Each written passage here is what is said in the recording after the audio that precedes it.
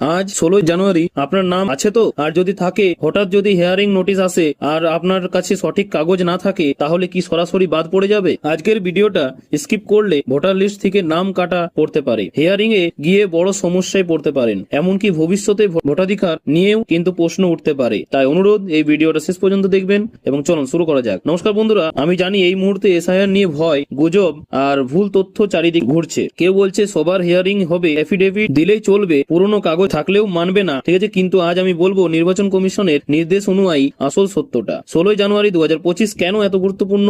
আজকে প্রকাশিত হবে এসআইআর ড্রাফট লিস্ট, ঠিক আছে। এই ড্রাফট লিস্টে যাদের নাম বা তথ্য নিয়ে সন্দেহ থাকবে তাদের বাড়িতে হিয়ারিং নোটিশ পাঠানো হবে। মনে রাখবেন, সবাই নয়, শুধুমাত্র সন্দেহজনক কেসেই কিন্তু হিয়ারিংটা হবে। হিয়ারিং নোটিশ এলে কি হবে? নোটিশে স্পষ্ট করে লেখা থাকবে কোথায় হিয়ারিং, কবে হিয়ারিং, কোন কোন ডকুমেন্ট আনতে হবে। কিন্তু সমস্যা এখানে যে অনেকেই নোটিশ পাওয়ার পর শেষ মুহূর্তে কাগজ জোগাড় করতে গিয়ে ফেসে যাচ্ছেন। এবার চলে আসি যে হিয়ারিং এ কোন কোন ডকুমেন্টস গ্রাহ্য। এখন মন দিয়ে শুনুন, এই অংশটাই ভিডিওর সবচেয়ে গুরুত্বপূর্ণ।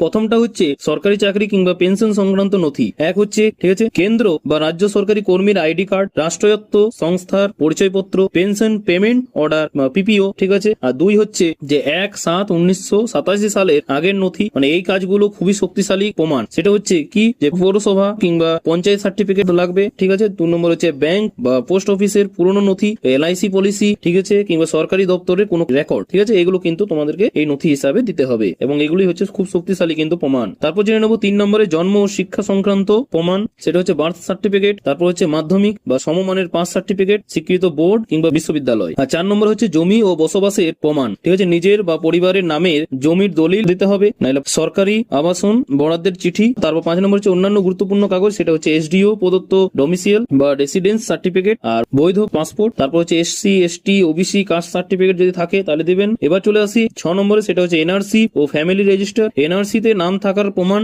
রাজ্য বা স্থানীয় ফ্যামিলি রেজিস্টার, কিংবা বিহার থেকে এলে সেখানকার এসআইআর তালিকার কপি।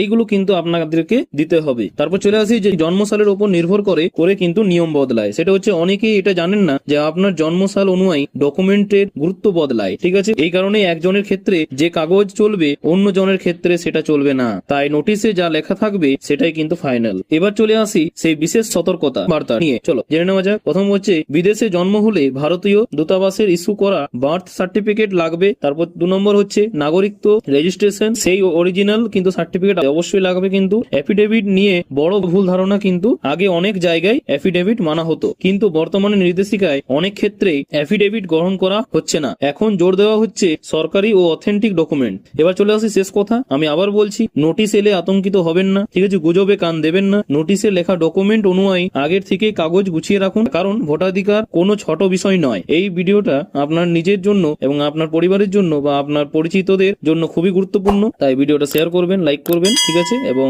সাবস্ক্রাইব করে রাখুন। কিছু আপডেট আপনাদেরকে জানিয়ে দেওয়া হবে, ঠিক আছে। ধন্যবাদ।